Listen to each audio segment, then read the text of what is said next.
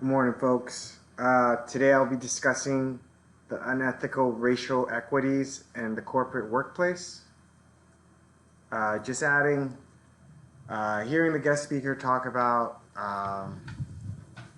the Miami Dolphins coach and how before we were promised to have more black coaches lead these NFL teams and there hasn't been much produced from it. It just made me think on a broader aspect that companies are making bold promises about greater diversity, but not much to show. There's still a long way to go. Currently, distribution of all employees by race, ethnicity, and career level, from the executive all the way down to support and staff operations, are mostly dominated by white people. Where you could see that majority of the bar graphs are less than 30% filled with minorities.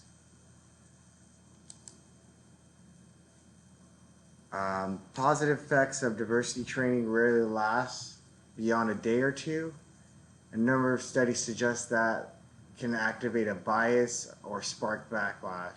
Nonetheless, nearly half of mid-sized companies use it, as do nearly all of Fortune 500s. This is from Frank Dobbin on why diversity programs fail. Where is it that we could kind of come to a resolution? We could first start with talking about it. It's not enough to simply go about your business and assume integrity will naturally occur. Leaders must talk openly, explicitly, and regularly about its importance.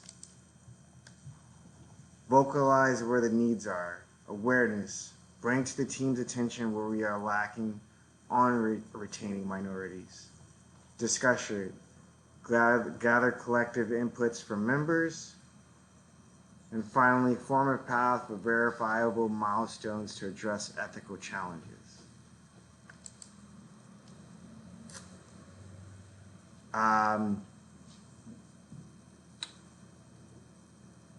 On this slide, companies do a better job of increasing diversity when they forego the controlled tactics and frame their efforts more positively, such as voluntary training, having self-managed teams, cross-training, recruitment by women, recruitment for minorities, mentoring, diversity task force, and diversity managers.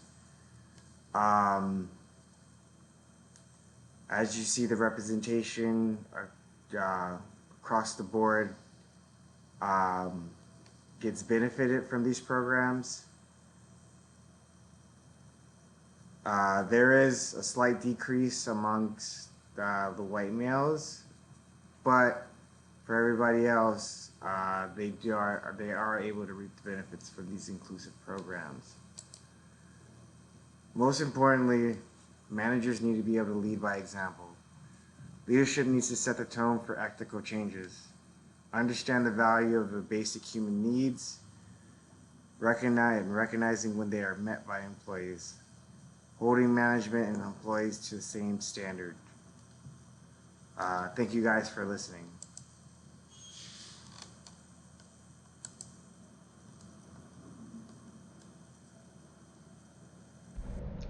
Welcome, folks, to my Week 4 ethical presentation.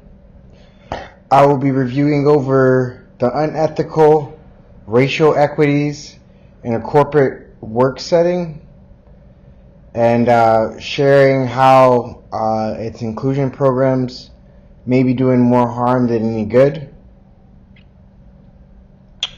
Starting out with a quote, companies are making bold promises about greater diversity, but not much to show. There's still a long way to go.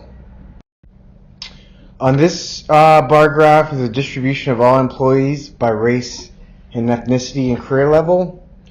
As you can see from the top, from executives all the way down to support staff for operations, it's overwhelmingly dominated by the white race, leaving a fraction of each of the graphs for all the minorities to share. The positive effects of diversity training rarely last beyond a day or two. A number of studies suggest that it can activate bias or spark backlash. Nonetheless, nearly half of mid-sized companies use it, as do nearly all of Fortune 500s. This is derived from Frank Dobbin, Why Diversity Programs Fail. One of the quotes that resonates from our course material: we need to talk about it. It's not enough to simply go about your business and assume integrity will naturally occur. Leaders must talk openly, explicitly, and regularly about its importance.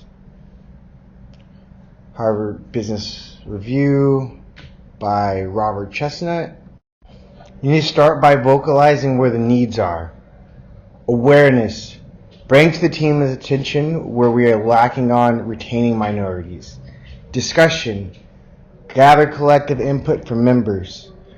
Form path with verifiable milestones to address ethical challenges. This bar graph highlights beneficial types of programs used in place to retain our minorities. From voluntary training, cross-training, mentoring, and having diverse managers lead the workforce.